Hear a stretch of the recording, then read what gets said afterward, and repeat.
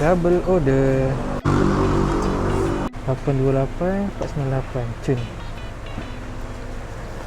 Okey, siap. Pagi lagi, tak ramai lagi. So dah siap lah. Baru pukul 8 tepat.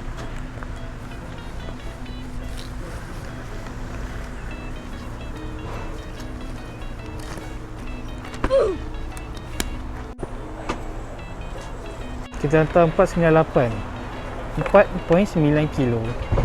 Okey, tak jauh sangat. Let's go. Kena daftar pula. Hello bos, morning. Morning bos. Hantar makan.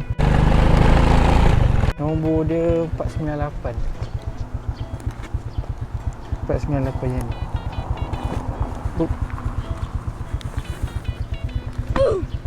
Abang ni tulis note boleh tinggal di kursi depan pintu. Okey, tinggal depan tu. Tak di sini. Gambar. Settle. Okey, yang pertama kita dah hantar. Delivered. Yang kedua sejauh 4.1 kilo. Okey lah. Tadi nak ke sini 4.2. Nak ke second order ni 4.1.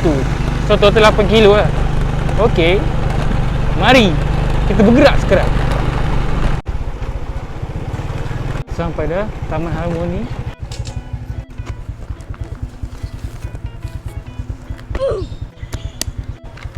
Abang Izzat Okey.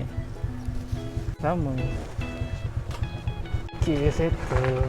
RM10. Okey lah untuk first order ni. Dia jalan sejauh 8 kilo. Bayaran yang dia bagi 10 kilo. 10 kilo, RM10. Cari next order. Let's go.